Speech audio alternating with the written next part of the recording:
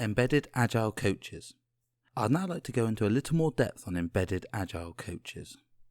Previously, we have discussed the concept of the independent Agile coaching team with direct contact with the Enterprise Change Coalition and outside the direct control and influence of the existing management structures. Embedded Agile Coaches are rather different.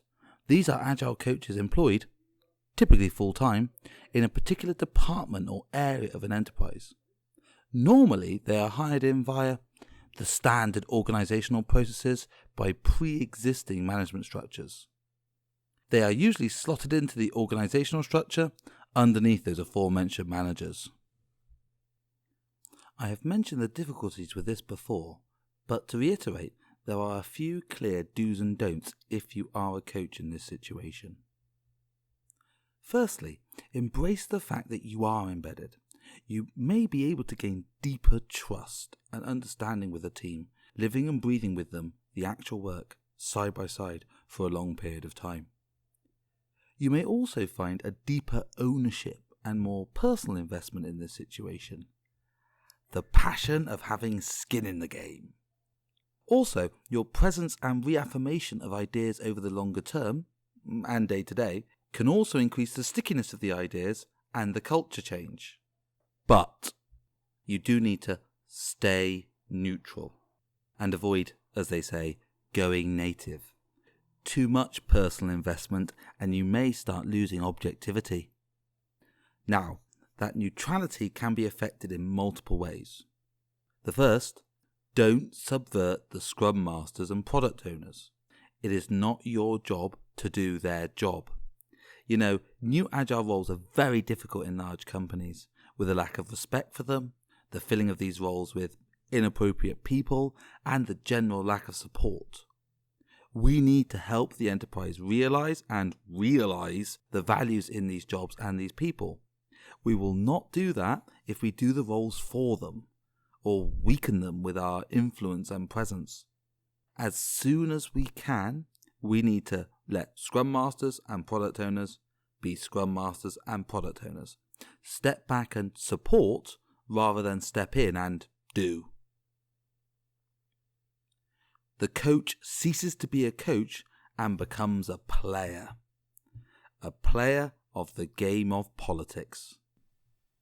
The first pattern I have seen in this political world is when the Agile coach starts acting like a revolutionary, leading an insurgency or battle against management and their status quo ways.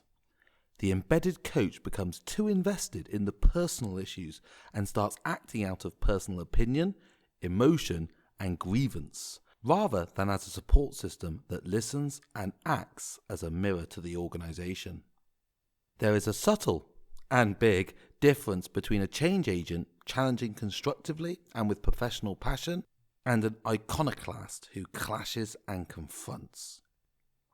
A coach as a change agent is a catalyst for change.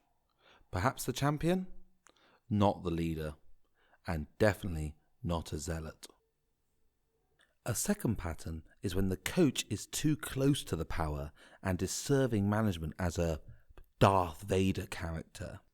You know, a sort of agile secret police, enforcing an ideology top down rather than helping inspire, create a desire, and then build from the bottom up for the teams themselves. Sometimes it's even worse, and you end up being a proponent for a corrupted, enterprise-friendly, homegrown version of Agile. Some mash-up corruption of waterfall, Agile, and chaos. Then you end up defending those choices to others as real-world adaptations, rather than confronting and challenging them for the future fundamental problems that they will become. I even saw this pattern where the coaches were faking agility to the wider organization at the request of their management masters, all to keep head office happy that its agile transformation was actually going somewhere.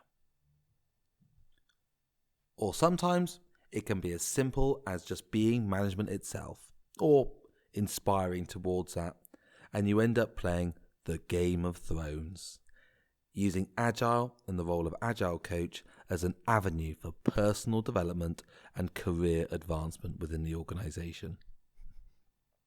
Agile coaching, lust for power. Great tweet perhaps, but not a great career strategy.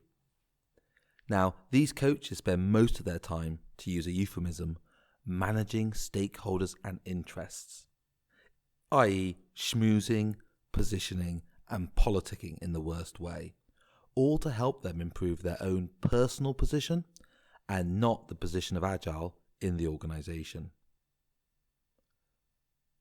For me, coaching works best when the coach is unbiased or, more likely, can avoid letting their personal biases affect their work. If teams suspect you are not being genuine, or worse, acting out on your own self-interest, they will dramatically lose trust in you and your message. Agile and its acceptance in the company will be damaged by this behaviour. All this game playing will subvert you from your true role, helping coach your colleagues through this transformation to a new way of working, and thus helping them gain an approach to continuously improve their lives and the organisation in the future. You will need to actively manage the relationship between you, management, and the development teams you are working with. Achieving an appropriate balance is key. 3 strategies to help you achieve this are: get yourself a coach. It is easy to fall off the wagon and lose your neutrality and even your passion for Agile itself. Having a support structure in place can assist with that. If you are trapped within the confines of a management structure, seek out a coach outside that structure who can offer that breath of fresh, Agile air. That different support or point of view. Now, if your business has set up the independent coaching team, this is what they should be there for. If they haven't, or you wish to avoid that, I do see clashes between those two groups in industry quite frequently, then perhaps engage an outside coach for support. There are a range of personal development coaches, as well as Agile ones, who offer services like this. A few hours here and there can be a great assurance. Coach through coaches. These days, I do prefer to spend my coaching time enhancing and developing the growth of coaching capability and coaches in organisations themselves, rather than do it directly with the team. The reasoning behind this is quite simple.